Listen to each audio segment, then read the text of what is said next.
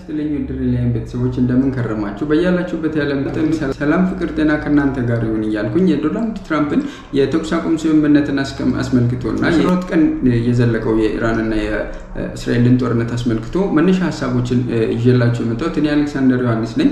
እስከ ፕሮግራሙ ፍጻሜ ድረስ አብራችሁን ቆዩ።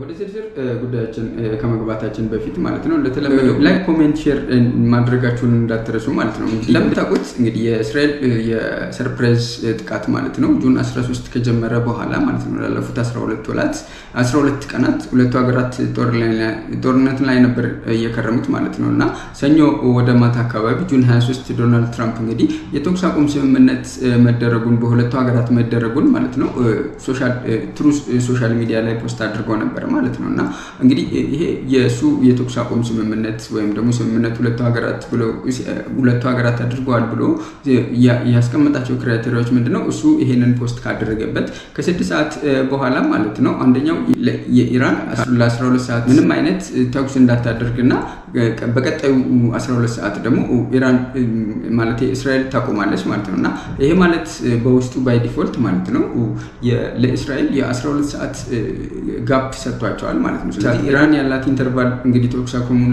ለማድረግ 6 ሰዓት ብቻ ነው። ነገር ግን ወደ እስራኤል ከመጣችሁ ግን 12 ሰዓት ብቻ ነው ማለት ነው እና ብዙዎቻችን እኔም ይሄንን በውስጡ ወይም ደግሞ ይሄ በሱ ኮሜንት ስር ውስጥ ያለውን ነገር አልተረዳነውም ነበር። ነገር ግን ኢራኖቹ በትክክል ተረድተውት ነበረ ማለት ነው እና እስራኤሎቹ ምንም እንኳን እስራኤሎቹ ቢሆንም ቀድሞ መተኮስ የጀመሩት ከእሁድ ማታ ጀምሮ ማለት ነው ኢራኖቹም ተመሳሳይ የሆነ ያጸፋ መልስ መልሰው ነበረ። እንዲሁም ደግሞ እቺ 12 ሰዓት ልታቆም 12 ደቂቃ ሲቀራት ብቻ ወደ 6 ሚሳኤሎችን ተኩሰው ነበርና ይሄም የተኮሱት ሚሳኤል ማለት ነው እስራኤል ሲደርስ ኦልሬዲ የታይም ጋፕ ወይም ደግሞ ዶናልድ ትራምፕ ያስቀመጠው ታይም ጋፕ እንደሚጠናቀቅ እያወቁ የሚያደርጉት ነገር ነው። ነገር ግን መልእክት ነው ማስተላለፍ የፈለጉት ማለት ነው። በእኛ በራሳችን መንገድ ራሳችን ስንፈልግ ነው ይሄንን ጦርነት የምናቆመው አይነት ሜሴጅ ለማስተላለፍ ጭምር ነው ያደረጉት ማለት ነው። ስለዚህ ኦልሞስት እስራኤል ሲመታ ማለት ነው ብዙ ዳሜጅን ማድረስ ይችላል ማለት ነው እና አንዳንድ ከዜናው በኋላ የሚወጡ ኢንፎርሜሽኖች ማለት ነው ይሄንን የሲዝ ፋየር ኮምፕሊትሊ የጠየቀችው እስራኤል ነች። እስራኤል ጠይቃ በአሜሪካ በኩል ደግሞ በኦማን እና በሌሎች ሀገራት በኩል በሶስተኛ ወገን እንደተጠየቀች እና ኢራንም እንደ ክራይቴሪያ ይሄንን የተኩስ አቁም ለማቆም ማለት ነው የመጨረሻውን ጥቃት የምፈጽመው እኔ ነኝ ይሄ ካልሆነ በስተቀር የሚል ክራይቴሪያ እንዳስቀመጠች ነው መረጃዎች የሚያሳዩት። ስለዚህ በዚህ ምክንያት ማለት ነው ዶናልድ ትራምፕ ተስማምቶ የነበረ ቢሆንም እስራኤሎቹ ግን ለዚህ መስማማት አልቻሉም እና በነገጣው ሰኞ ጠዋት አካባቢ እንደው እኔም ዩቲዩብ ላይ ለጥፌው ነበር የ4 ደቂቃ ቪዲዮ ማለት ነው እና ትራምፕ በጣም ተበሳጭቶ ሁለቱንም ሀገራት ሲኮንን ነበር። ነገር ግን በጣም ሲበሳጭ የነበረው እስራኤሎቹ ላይ ነው ማለት ነው። ምክንያቱም የኢራኖቹ ይሄ 12 ደቂቃ ያረፈደ አጸፋ መልስ ማለት ነው እስራኤሎቹ መመለስ እንደማይችሉ ያውቁታል ማለት ነው። ስለዚህ የጀመሩት እነሱ ቢሆኑም ጦርነቱን ነገር ግን እነሱ እንደ አሸናፊነት ራሳቸውን ፖርትሬ ማድረግ ስለፈለጉ ፋይናል ብሎ የሚሉትን ማስተላለፍ ነበረባቸው። ስለዚህ የአይዲኤፍ ይሄንን አድርገው ነበርና ዶናልድ ትራምፕ ለኔታንያሁ ደውሎ ይሄንን ነገር እንዲያቆም ቢናገረውም ማለት ነው ኔታንያሁ ግን ይሄንን ማድረግ አልችልም ወይም ደግሞ ይሄንን ኦልሬዲ ትዕዛዝ ሪቨርስ ማድረግ እንደማይችል ተናግረው ነበረ ማለት ነው እና በዚህ ምክንያት ዶናልድ ትራምፕ በጣም ተበሳጭቶ ይሄንን ጋዜጣ መግለጫ ሰጥቶ ነበረ ማለት ነው። ይሄ የእስራኤልን ጥቃት እንግዲህ ከማድረሷ በፊት ደግሞ ኢራን መጀመሪያ ያደረገችው በኳታር የሚገኘው ትልቁ የአሜሪካ ቤዝ በሚድል ኢስት ተብሎ የሚታሰበው አሉዳኒ ቤዝ አለ እና እዚህ ቤዝ ላይ ጥቃት አድርሳ ነበረ ማለት ነው እና ሲምቦሊክ አይነት ጥቃት ነው የሚባለው ማለት ነው።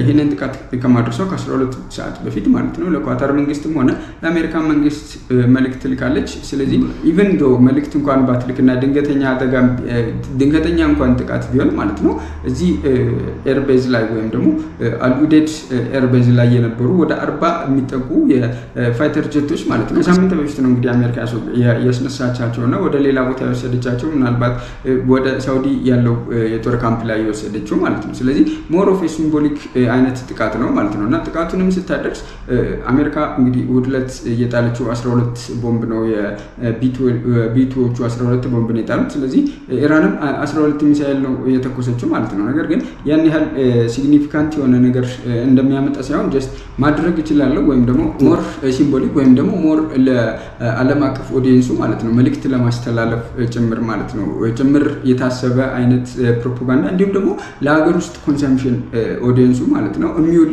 አይነት ጥቃት ነው ተብሎ ነበር የታሰበው ማለት ነው። ነገር ግን እነዚህ የአረብ ገልፍ ስቴት የምትሏቸው ማለት ነው በተከታታይ ያወጧቸው መግለጫዎች ማለት ነው ነገር ኢራን ይሄ ጥቃቷ ተሳክቶላታል፣ ስትራቴጂካሊ ካያችሁ ተሳክቶላታል ሊባል የቻለውም በዛ ምክንያት ነው ማለት ነው። ምክንያቱም ኳታርን ደግፈው ማለት ነው ሳውዲ፣ ዩኤኢ፣ ባህሬን እና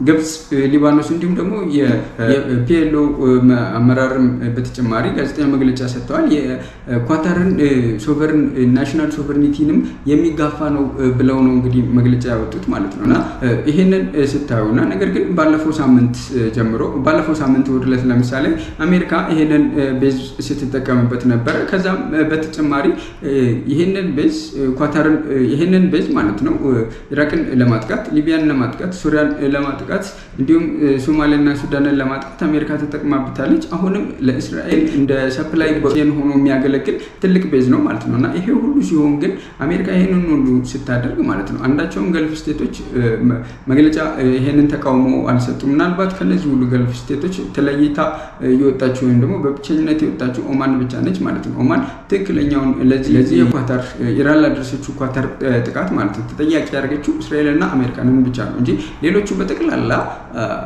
አውግዘው ነው የተናገሩት ማለት ነው። ስለዚህ ሞር ይሄ የነሱን ሰልፍ ኢሜጅ እና ለማን ጥቅም እየተገዙ እንደሆነም የማሳየት ወይም ደግሞ ምስላቸውን የማውጣትም ጭምር ኢላማ የተደረገ ስለነበር ምናልባት ከዚህ አንጻር ካያችሁት ሞር ሰክሰስፉል ጥቃት እንደሆነም ይታወቃል ማለት ነው እና ምናልባት እኔን ትንሽ ፈገግ ያደረገኝ የሶማሊያ መግለጫ ነው ማለት ነው። ይሄንን አንፕሮቮክድ እና በፍጹም የማይታሰብ ብላ ነው እንግዲህ መግለጫ የሰጠችው ማለት ነው። ነገር ግን ቆም ብላችሁ ስታስቡት ከሶማሊላንድ ጋር ያለውን የጂኦፖለቲካል ኮምፒቲሽንን እስራኤልና አሜሪካ ሶማሊላንድ ላይ ያላቸውን ኢንተረስት በፌዴራል መንግስቱ በኩል እንዲሄድ ለማድረግ የታሰበ አይነት መግለጫ እንደሆነ ይታወቃል ማለት ነው እና ከዚህም በፊት የተለያዩ ነገሮችን የዋናው የሶማሊያ ሴንትራል መንግስት ሲያደርግ እንደነበረው ማለት ነው እና እንግዲህ ከዚህ በኋላ ይሄንን ካደረገች በኋላ ነው እንግዲህ ኢራን በራሷ ተርም መጀመሪያውኑ እንዳለችው በራሷ ተርም በራሷ ፍላጎት ማለት ነው ተኩስ አቁሙን የተስማማችው። ምክንያቱም የጀማሪው እስራኤል ነበረች። ስለዚህ ጨራሹ ደግሞ ኢራን ሆና ተገኝታለች። እንዲሁም አሁን ላይ የኢራን ዋና ከተማዎች ማለት ነው በቴህራንም በሉት በሌሎቹ ማለት ነው ደስታና ፈሽታ የሆነ ወይም ደግሞ ህዝቡ ከመንግስት ጎን መቆሙን በሰላማዊ ሰልፍ እየወጣ እየተናገረ ይገኛል ማለት ነው እና ይሄንን ጦርነት ሲጀመር ምናልባት የሶስቱ ሀገራት ኦብጀክቲቭ ምንድን ነው የሚለው ነው እንግዲህ ትልቁ መመዘኛ የሚሆነው ለዚህ ጦርነት ማነው አሸናፊ፣ ጊዜያዊ አሸናፊነት ቢሆን ማለት ነው። ምናልባት እስከዛሬ ድረስ ስለዚህ ጦርነት ያልሰራሁት ማለት ነው ብዙ ሪሰርች ማድረግ ስለነበረብኝ ነው ስለ ጉዳዩ እና ለመስራት እየመጣሁም ግን አጫጭር ነገር እየሆነብኝ ማለት ነው ሲመለስ ቆይቻለሁ እና ምናልባት አሁን ከዚህ በኋላ ተከታታይ የሆኑ 5 ቪዲዮዎች ይኖራሉ ማለት ነው። ምክንያቱም ትንሽ ሰፋ አድርገን ማየትና ምናልባት የአገሮቹን የሶስቱንም ሀገሮች ናሽናል ኢንተረስት ብናየው ማለት ነው ጂኦፖለቲካሊ እና ሂስቶሪካሊም ለእኛም ጥቅም አለው ብዬ ስላሰብኩ ማለት ስለዚህ ሶስቱ ሀገራት ይህንን ጦርነት ከመጀመራቸው በፊት ያሰቧቸው ኦብጀክቲቮች ምንድነው? የእስራኤል እና የአሜሪካ ኦልሞስት ተመሳሳይ ነው ማለት ነው። አንደኛው የአያቶላ ካሜኒ ላይ መፈንቅለ መንግስት ማድረግ ነው። ሁለተኛው በሳቸው ዙሪያ ያሉትን ሃርድኮር የሚባሉትን የአመራሮች ማለት ነው ዲካፒቴት አሳሲኔት በማድረግ ዲካፒቴት ማድረግ ነው። ሶስተኛው ደግሞ የኒውክሌር ሳይቱን ኮምፕሊትሊ ማውደምና ኒውክሌር ፕሮግራም የኢራን ኒውክሌር ፕሮግራም በፈጽሞ እንዳይኖር ማድረግ ነው ማለት ነው። እነዚህን ሶስት ኦብጀክቲቮች አንጻር ካያችሁት የአሜሪካና እስራኤል ፌል አድርገዋል ማለት ነው። ነገር ግን አሜሪካኖች ዶናልድ ትራምፕ ለምንድን ነው ይሄንን የተኩስ አቁም ስምምነት እንዲመጣ የፈለገው ወይም ደግሞ ኦሎፌሰድን አንኮንዲሽናል ሰረንደር ሲል የነበረ ሰውዬ ከሁለት ቀን በፊት ማለት ነው። አሁን ላይ ግን የፒስ አግሪመንት እንዲፈርሙ እና ሁለቱንም የሀገር መሪዎች ማለት ነው ፑሽ ሲያደርጋቸው አይተናል፣ ማየት ችለናል። እና ይሄንን በሰፊው ከዚህ በኋላ የምናይ ይሆናል። በአሜሪካ ናሽናል ኢንተረስት ስንጀምር የአሜሪካን ናሽናል ኢንተረስትን በቀጣይ በሁለት ቪዲዮዎች እናያለን። ከዛ ደግሞ ቀጥሎ የኢራንና የእስራኤልን ናሽናል ኢንተረስት ደግሞ አንድ ላይ በማድረግ በሌሎች በቀጣይ ቪዲዮ እናያለን። ስለዚህ ኢንተረስቲንግ የሆኑ ቶፒኮችን ስለምናነሳ አትጥፉ ለማለት ነው ማለት ነው። ነገር ግን ወደ ትራምፕ ፖስቶች ስንመለስ እንግዲህ 3 ፖስቶች እናገኛለን ማለት ነው። የመጀመሪያው ፖስት የሚነሳው የኢራን ብሔራዊ ምክር ቤት ማለት ነው አኖኒመስሊ የሆርሙዝ ስትሬትን ለመዝጋት ውሳኔ ካስተላለፈ ከትንሽ ደቂቃዎች በኋላ ነዳጅ መጨመሩን ወዲያው ወደ 6% አሜሪካ ውስጥ ጨምሯል ማለት ነው። እና ይሄ ፓኒክ የፈጠረው አይነት ፖስት ማለት ነው ለኢነርጂ ዲፓርትመንቱ ማለት ነው። ድሪል ቤቢ ድሪል የሚል አይነት ፖስት ለጥፎ ነበር። ይሄ ሰኞ ማታ ነው የሚሆነው። እንደገና ሁለተኛው ደግሞ ማለት ነው ኤቭሪዋን ኪፕ ዘ ኦይል ፕራይስ ኖርማል የሚል አይነት ጽሁፍ ጽፎ ነበረ ማለት ነው። ይሄ ጽሁፍ ምናልባት ለገልፍ ካንትሪዎቹ የሚመለከት አይነት ጽሁፍ ነው ማለት ነው። እና ቪዲዮ ማየታችሁ ከሆነ ማለት ነው አብዛኞቹ እነዚህ ገልፍ ካንትሪዎች ማለት ነው እንደ ሶሪያ፣ እንደ ኢራቅ፣ እንደ ኢራን ወይም ደግሞ እንደ ፍልስጤም ኬዋስና አለመረጋጋት የሚኖርባቸው አይደሉም ማለት ነው። ስለዚህ የጦር የአደጋ ስጋት ተጋርጦባቸው ያቅም this is the first time ኳታሮቹ በሌላ ሲመጡ ሜቢ ከኮሎናይዜሽን በኋላ ማለት ነው። ስለዚህ የምርም ፓኒክ አድርገው ነበር። እንዲሁም ደግሞ የኢራንን የጦር ካፓሲቲ ደግሞ ካያችሁ ማለት ነው እነዚህ ገልፍ ስቴቶች በቀላሉ ሪች ማድረግ ትችላለች ኢራን። ስለዚህ ሞር ላይክ ኮምፕሊሲት መሆናቸውንም ጭምር መረዳት እንዲችሉ የሚያደረገ አይነት ጥቃት ስለሆነ እና ነገር ግን ናሽናል ኢንተረስታቸው ወይም ደግሞ እንደ ሀገር የቆሙት ደግሞ በነዳጅ እና በነዳጅ ምክንያት በመሆኑ ማለት ነው ምንም እንኳን የነዳጅ ዋጋ ሲጨምር ትርፋማ ሊሆኑ እንደሚችሉ ሁሉ ኮንሲኩዌንስም እንዳለው ወዲያው ነበር የተረዱት። ስለዚህ የእነሱን ፓኒክ እንዳይኖር በመፈለጉ ምክንያት ማለት ነው ትራምፕ እንዲሁም ደግሞ የኳታሩን ኤሚርም ኢቨን የኢራን ጥቃት ቀድሞ ሊደርስ እንደሚችል ደውለው ሁሉ እንዳሳወቀው ነው የሚያሳየው ማለት። ስለዚህ ትራምፕ ይሄንን ነገር ለማረጋገጥ የሄደውን ርቀት ማየት ትችላላችሁ። ምክንያቱም ከትራምፕ የንግግርና የፍላጎት እኔ ያልኩት ካልሆነ በስተቀር አይነት ማይንድ ሴት ማለት ነው ወጥቶ ነገሮችን ለማረጋጋት ይሄን ያህል ርቀት የሄደበት ምክንያት ከጀርባው እንዳለ በማሰብ ማለት ነው። ሶስተኛው ደግሞ ማክሰኞ ዕለት እንግዲህ ቻይና ናው ካን ኮንቲኒው ኢምፖርቲንግ ኦይል ፍሮም ኢራን ያለው ማለት ነው። ይሄ ማለት ማክሰኞ ጁን 24 ነው የወጣው ማለት ከስምምነቱ ከሲስፋየሩ ስምምነት በኋላ ማለት ነው። እና ምንም እንኳን ከ2022 ጀምሮ ማለት ነው ቻይና ላይ በኢራንን ኦይል እያስመጣች ነው በሚል ማለት ነው ማዕቀብ እንደተጣለባት ይታወቃል ማለት ነው። ስለዚህ የምር ኢራን ይሄንን ሆርሙዝን ዘግታ ወይም ደግሞ ገድባ ቢሆን ኖሮ ማን ነበር ተጎጂው ብላችሁ ግን ስትጠይቁ ማለት ነው መጀመሪያ ተጎጂ የሚሆኑት ቻይና እና ሌሎች የኤዥያ ካንትሪዎች ሆነው ነው የምታገኙት ማለት። ቻይና ደግሞ ይሄንን ሆርሙዝን የምትጠቀመው ኦልሞስት 90% ኦይሏ የሚመጣው ደግሞ ከኢራን ነው ማለት። ስለዚህ ኢራን ይሄ ሆርሙዝን መዝጋቷ ማለት ነው ራስ ላይ እንደመተኮስ ነው የሚታሰበው። ስለዚህ ኢራን እንደ ማስፈራሪያ ነው እንጂ የተጠቀመችው ማለት ነው የምታደርገው አይነት ነገር አለመሆኑ ሲታወቅ ነው ማለት። ምክንያቱም አሜሪካኖች የፈለጉት ኮምፕሊትሊ ይሄንን ነበረ ማለት ነው። በአንድ ድንጋይ ሁለት ወፍ ኢራን ላይ ጥቃት ማድረስ እና ኪዮስ መፍጠር እዛ ሪጅን ላይ ግን በስሜት ተነሳስታ ኢራን ይሄንን እርምጃ እንድትወስድ እና ኢራንን ደግሞ ድጋሚ በዚህ ደግሞ ጀስቲፊኬሽን ጥቃት ለማድረስ መሞከር በተመሳሳይ ሰዓት ደግሞ ቻይና ኢምፖርት የምታደርገውን ነገር ወይም ደግሞ የቻይናን ኢንሌቶችን መዝጋትና መቆለፍም ጭምር ያሰበ ስለነበረ ማለት ነው። ነገር ግን ይሄ ሊሆንላቸው ስላልቻለ ብቻ እንዲሁም ደግሞ ሰኞ ዕለት ጠዋት ላይ የኢራን የውጭ ጉዳይ ሚኒስትር እንግዲህ ወደ ራሻ ሄደው ነበር እና ከቭላዲሚር ፑቲን ጋር ቆይታ አድርገው ነበር እና ይሄ ያስተላለፈው መልእክት ለዶናልድ ትራምፕ ማለት ነው ውስጥ የአሜሪካን አይሶሌትድ የሆነች እንደሆነ ኢሜጅ ብቻ ሳይሆን እንዲሁም ኢንተርናሊ ደግሞ አሜሪካ ውስጥ ደግሞ ካያችሁት ማለት ነው አብዛኞቹ ሰዎች ይህንን ጦርነት አይደግፉም ማለት ነው። ለእስራኤልና ለእስራኤል ሲባል ብቻ ነው ይሄ ጦርነት የተካሄደ። ስለዚህ ከዚህ በኋላ ነው እንግዲህ በእነዚህ 3 ትዊቶች መሀል ወይም ደግሞ ፖስቶች መሀል የሁለት ወይም የ3 ሰዓት ጋፕ ነው ያለው ማለት ነው። በዚህ ምክንያት ነው እንግዲህ የተኩስ አቁም ስምምነት ብሎ ያለው ማለት ነው። ኢቨን ይሄንን እንኳን ሲል ኢራኖቹ እኛ የምናውቀው ነገር የለም ነበር ያሉት ማለት ነው። ስለዚህ ኢራኖቹ ሞር አፐር ሃንድ ወይም ደግሞ አፐር ፖይንት በዚህ በአጠቃላይ በ12 ቀን ጦርነቱ አፐር ሃንድ እንዳገኙ ጀስቲፋይ እየተደረገ ይገኛል ማለት ነው። እንግዲህ ከዚህ ጋር ደግሞ በተያያዘ ምናልባት ሌላው ሚስአንደርስቱድ የተደረገ ያለ ስፔሻሊ ደግሞ በእኛ ሀገር ብዬ ያሰብኩት በተለይ ደግሞ የሰኞ በእርግጥ ከዛም በፊት ነበረ የሁለቱ ሀገሮች ጦርነት የኢራንና የእስራኤል ጦርነት ከተጀመረ ጀምሯል። ነገር ግን ሞር በጣም ብዙ ሰዎች እያስተጋቡት የሚገኘው ማለት ነው ኢራን የጅቡቲ ያሉትን የአውሮፓ ሀገር ቤዞችን ጥቃት ልታደርስ ትችላለች የሚል ዘገባ በስፋት ሲወጣ ነበረ ማለት ነው። እና የኔ ሂሳብ የነበረው ግን ከመጀመሪያውም ጀምሮ ምናልባት ያሰብኩት የነበረው የጅቡቲ ላይ ያሉት ቤዞች ወይም ደግሞ ጅቡቲ የምታስብበት መንገድ ወይም ደግሞ የምታስተዳድርበት መንገድ እና ኳታር እና ሳውዲ አረቢያ ያሉት ተመሳሳይ አይደሉም ብዬ ነው ያሰብኩት ማለት ነው። ምክንያቱም ኦሮቨል ለሚድል ኢስት ማለት ነው ወደ 18 የሚጠጉ ቤዞች አሏት አሜሪካ።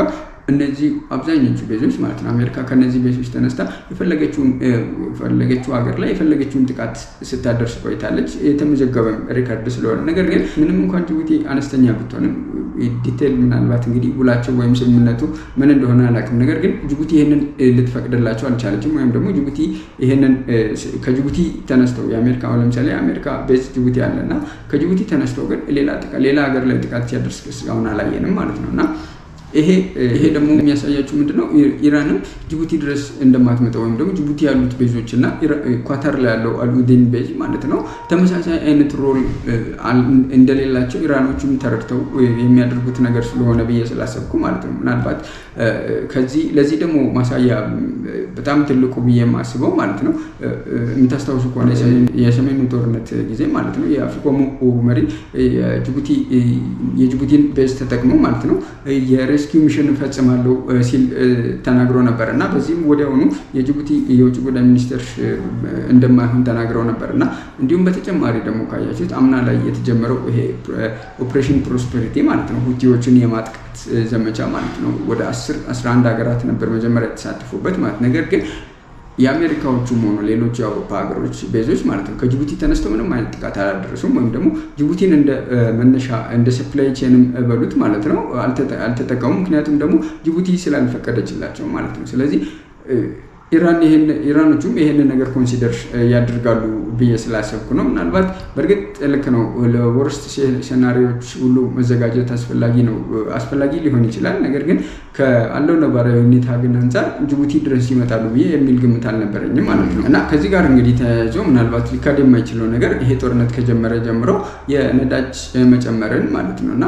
በተራዘመ ቁጥር ደግሞ ይሄ የነዳጅ ጭማሪ ማለት ነው ሊሄድ ይችላል። ስለዚህ ከነዳጅ ጭማሪ ጋር ደግሞ አብሮ ተያይዞ ማለት ነው ኢንፍሌሽን ሊኖር እንደሚችል ከግምት ውስጥ መክተት አስፈላጊ ነው። ስለዚህ እኛ ሀገር ላይ እንደ ኢትዮጵያ ያሉ ሀገራት ላይ ደግሞ የሚኖረው ስፔሻሊ ደግሞ ላንድ ሎክ ከመሆናችን አንጻር እና አሁን ላይ ከጅቡቲ ጋር ያለው ደግሞ ሪሌሽንሽፕ ማለት ነው የተንገራገጨ መሆኑን ከግምት ውስጥ ካካተታችሁ ማለት ነው ምናልባት 20% ሌላ ኖርማል ግሎባል ላይ ጨምሮ ቢሆን ኖሮ ማለት ነው እኛ ጋር ሲመጣ 25 እና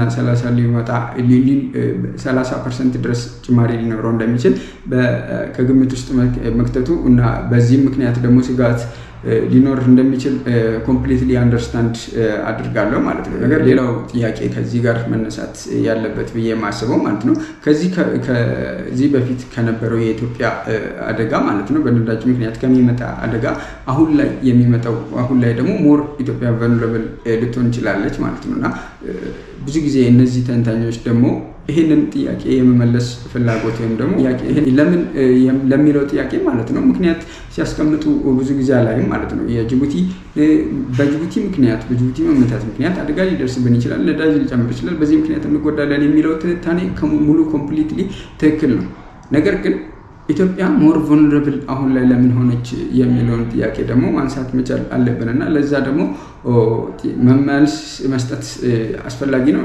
አይኖ ይሄ ፖፑላር የሆነ ኦፒኒየን እንዳልሆነ ይገባኛል እና ደግሞ በመንግስት ደጋፊ ወይም ደግሞ የመንግስት ደጋፊዎች በምትላቸው ሰዎች ደግሞ ኮምፕሊትሊ የሚፈልግ አይደለም። ነገር ግን እየመረረን ቢሆን ልትውጠው የሚገባ ሀቅ ነው ብዬ አስባለሁ። እንዲሁም ደግሞ ኢቭን ይሄ ጦርነት እንኳን እየተካሄደ ያለ ሰኔ 13 2017 ማለት ነው የኢትዮጵያ መንግስት ከነዳጅ የሚያደርገውን ድጎማ ማለት ነው ኮምፕሊትሊ አንስቷል ማለት ነው። ኢቨን ዶ ይሄ አደጋ እየተፈጠረ እያለ ማለት ነው የነዳጅ ጭማሪ የሚያስከትለውን ተጽዕኖ ወይም ደግሞ ኮንሲኩዌንስ እየታወቀ እንኳን ማድረግ ይችላል ወይም ደግሞ ሊያራዝመው እንኳን አልቻለም ማለት ነው። ስለዚህ ይሄንን ደግሞ ማድረግ ያልቻለው እጁ ስለተጣጠፈ ነው።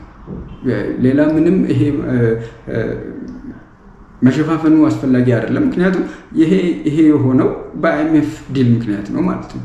ምክንያቱም አብዛኞቻችሁ መታዘብ ከቻላችሁ ወይም ደግሞ ማየት ከቻላችሁ ማለት ነው የአይኤምኤፍ ዲል ወይም ደግሞ የአይኤምኤፍ ብድር ሲፈቀድልን ነው ነገሮች ይሄ እየጨመሩ የኑሮ ውድነትም እየጨመረ የመጣው። ቢኮዝ ባለፈው ቪዲዮ ላይ የዩጎዝላቪያን እንግዲህ አንስቼላችኋለሁ ማለት ነው። ዩጎዝላቪያ ላይ አውሮፓውያኖቹ ተጽዕኖ መፍጠር የቻሉት መጀመሪያ ኢኮኖሚክ በርደን በኢኮኖሚክ ሳቦታጅ ነው ማለት ነው። ለዛ ኢኮኖሚክ ሳቦታጅ ደግሞ የተጠቀሙት ወርልድ ባንክን እና የአይኤምኤፍ ነው ማለት ነው። ስለዚህ እኛ ሀገርም የሆነው ይሄ ነው። መንግስት ሰብሲዲ የሚያደርጋቸው የነበሩ ነገሮች በሙሉ ከታውት እየተደረጉ ሄደዋል ማለት ነው። እንዲሁም መንግስት ህዝብ ደግሞ የሚሰበስብባቸውን የታክስ ብዛቶች ደግሞ እየተፈጠሩ በየጊዜው አዋጅ እየወጣ የታክስ አይነት እየተደረደረ ይገኛል ማለት ነው እና የማህበረሰቡን ኑሮ ግን ኦልሞስት መካከለኛ ገቢ ያለውን ማህበረሰብ እያጣኸው ሽሪንክ እያደረገው ትሄዳለህ ማለት ነው። በዚህ ጊዜ እንግዲህ በጣም በሀብታሙና በድሃው መካከል የሚፈጠረው ልዩነት ነው እንግዲህ አገሮችን ወደ አልተፈለገ ምስቅልቅል ውስጥ የሚከታቸው ማለት ነው እና እኔ አንደርስታንድ ማላድርገው ከኃይለ ሥላሴ ጀምሮ ከፖይንት ፎር የሚሉት ዲል ማለት ነው ከዛ ጀምሮ መንግስት በተቀያየረ ቁጥር ከአውሮፓ ወይም ደግሞ ከምዕራቡ ዓለም ጋር የተሻለ ግንኙነት ለመፍጠርና ዲል ለማድረግ ሲሞክር ታያላችሁ ማለት ነው። ነገር ግን የሚያመጣልን ኮንሲኩዌንስ ደግሞ ተመሳሳይ ሆኖ ነው የምታገኙት። አሁንም ግን ከነዛ ስህተቶች እየተማርን አይደለም። ምናልባት እንግዲህ የብድርና የብድርን ትራፕ በሌላ ቪዲዮ ለብቻው ማየቱ አስፈላጊ ሳይሆን አይቀርም መሰለኝ ማለት ነው። ነገር ግን ይህንንም ሀቅ ደግሞ ቢመረንም ደግሞ መዋጥ ወይም ደግሞ መቀበልም አስፈላጊ ስለሆነ ማለት ነው። ለዛሬ ይዤላችሁ የመጣሁት እንግዲህ በአጠቃላይ ይሄንን ይመስላል ማለት ነው። እንግዲህ እንደተለመደው ከመውጣቴ በፊት አንድ ቪዲዮ አስቀምጥላችኋለሁ እና ይሄ ቪዲዮ ምናልባት ከዚህ ፕሮግራም ጋር የተያያዘ ነው ብዬ በግሌ እምነት አለኝ። ያነሳናቸውን ጥያቄዎች ብቻ ሲሆን ቦርደር፣ ሪጅናል እና ዓለም አቀፍ ነገሮችን ይነካል ብዬ ስላሰብኩ ነው ማለት ነው። እንግዲህ ይህንን ዛሬ የሰራሁትን ፕሮግራም እንግዲህ እንደመነሻነት የሶስቱ ሀገራትን ግንኙነት ወይም ደግሞ የሶስቱ ሀገራት መካከል ላለፉት 12 ቀናት የነበረውን ጦርነት እንግዲህ እንደ መነሻ ወይም ደግሞ መነሻ ሀሳብ መንደርደሪያ እንዲኖረን ብዬ ነው እንግዲህ ይህንን ፕሮግራም ያዘጋጀሁት ማለት ነው። ምናልባት ላለፉት ሳምንታት እንግዲህ በዚህ ጦርነት ወይም ደግሞ ይሄንን ሳልዘግብ የቀረቡትም ደግሞ ያው ስትራክቸር ማስያዝ እና የተሻለ ወይም ደግሞ መረጃ ላይ ቤዝድ የሆነ ኢንፎርሜሽን ለእናንተ ለማቅረብ ነው። እንግዲህ ስለዘገየው ይቅርታ ጠይቃለሁ። ነገር ግን እነዚህ አሁን ቅድም ያነሳኋቸው 4 ፕሮግራሞች ምናልባት እስከዛሬ ከሰሯቸው ፕሮግራሞች መልካም የሆነ ኢንፎርሜሽን ታገኙባቸዋላችሁ ብዬ አስባለሁ። ስለዚህ በጉጉት እናንተም እንድጠብቁት ስለምፈልግ ነው ማለት ነው። እንግዲህ አሁን ላይ የተከሰተውን የሶስቱን ሀገራት ማለት ነው የሶስቱን ሀገራት ጦርነት ከ20 ዓመት በፊት ማለት ነው አንድ ሰው ፕሬዲክት አድርጎት ነበረ ማለት ነው። ይሄ ሰው እንግዲህ ራሻዊ ነው፣ ቭላድሚር ዚሮኖቭስኪ ይባላል ማለት ነው። ራሻዊ ሲሆን ፖለቲከኛ እና ሊበራል ፎር ዲሞክራቲክ ፓርቲ ኦፍ ራሻ ኤልፒዲአር መሪ የነበረ ሲሆን ማለት ነው በአፕሪል 6 1946 ነው የተወለደው። እንግዲህ ይህ ሰው ኮንትሮቨርሻል የሆኑና ራሽያን ናሽናሊስቲክ የሆኑ በራሽያን ናሽናሊስቲክ የሆኑ ንግግሮቹ ይታወቃል ማለት ነው እና የምዕራቡ ዓለም እንግዲህ ይህንን ሰው ፖርትሬ የሚያደርገው ማለት ነው የሚሰራውን የማያቅድ አይነት አስመስለው ነው ፖርትሬ የሚያደርጉት። ነገር ግን በሚያውቁት ሰዎች ወይም ደግሞ በምስራቁ ዓለም ያሉ ሰዎች ግን እጅግ በጣም ከሚያከብሩት የሚያከብሩት አይነት ሰው ነው ማለት ነው። እና ቭላዲሚር ዚሮኖቪስኪ በትንቢቶቹ ይታወቃል ማለት ነው። ብዙ ነገሮችን ትንቢት አድርጎ ብዙ ነገሮች ሀፕን አድርገዋል ማለት ነው። እና የዚህ የሶስቱ ሀገራት ጦርነት ማለት ነው ሀፕን ሊያደርግ እንደሚችል ደግሞ ተናግሮ ነበረ ማለት ነው። በእርግጥ አሁን ላይ በህይወት የለም። ቭላዲሚር እንግዲህ በ75 ዓመቱ አፕሪል 6 2022 ነው እንግዲህ ያረፈው ማለት ነው። እና በዚህ ይሄ ጦርነት እንዴት እንደሚነሳ የእስራኤልን ሰርፕራይዝ አታክ ጀምሮ ማለት ነው በ2013 ነው እንግዲህ ይሄንን ዘገባ ይሄንን ነገር የተናገረው ማለት ነው። ስለዚህ ከ20 ዓመት በኋላ ነው እንግዲህ ይሄ አፕን ያደረገው ማለት ነው። ከእስራኤል ጀርባ ትራምፕ እያኖር ያለውን ትራምፕ እንዲሁም ደግሞ በሱ ፕሬዲክሽን የሚገርመኝ የነዳጅ ዋጋም ደግሞ ወደ 200% እጥፍ እንደሚሄድም ጭምር ነው የተናገረው እዚህ ንግግሩ ላይ። እንዲሁም የቻይና እና የአውሮፓ ሀገራት ደግሞ በዚህ በሁለቱ ሀገራት ጦርነት እንደሚጎዱ እና እንዲሁም መጨረሻ ላይ ፑቲንና ትራምፕም ስምምነት እንደሚያደርጉና ራሻ መጨረሻ ላይ ቻይናን ዲች እንደምታደርጋት ነው እንግዲህ የተናገረው ማለት ነው። ምናልባት እንደ መንደርደሪያ ለሚቀጥሉት ፕሮግራሞቻችን እንደ መንደርደሪያ እንዲሆን ነው ይሄንን ቪዲዮ የሚያስቀምጥላችሁ ማለት ነው። እንግዲህ በሌላ ጊዜና በሌላ ፕሮግራም እስክንገናኝ ቸር ሰንብቱ። Даю прогноз, потом через 20 лет скажете: о, Владимир Владимирович нам тогда еще говорил, как надо было поступить. А мы не поступили. Значит, какой у них план? Еще они должны 7 стран арабских оккупировать, разгромить Сирию и силовым ударом разрушить Иран. Что в этом случае является детонатором, или вернее даже допинг? Откуда идет, как говорится, вот напор против Ирана? Арабские страны, как бы они, силовую демократизацию, на самом деле взять под контроль все энергоносители. Потому что будущий кризис, он уже идет, собственно, он не будущий. Америке надо ослабить Китай. В случае удара по Ирану цены на нефть взлетают $200 за баррель. Китайская экономика не выдержит. И Евросоюз не выдержит. То есть ударом по Ирану Америка ослабляет Евросоюз и Китай. Но остается Россия. А как ее ослабить? Беженцы из Ирана могут двигаться только на север. На юг Сирия, проамериканский режим будет уже установлен. На юг Ирак воевали. Много лет они враждуют. Только на север, тем более коридор азербайджанский. В иранском Азербайджане 18 миллионов азербайджанцев. А вот в Баку 8, 24 миллиона. Персов там, наверное, меньшинство. Белуджи хотят независимости на границе с Пакистаном. Туркмены 108 присоединятся к Туркмении. То есть вот удар будет по Закавказью. Не напрямую, а беженцы, миллионы.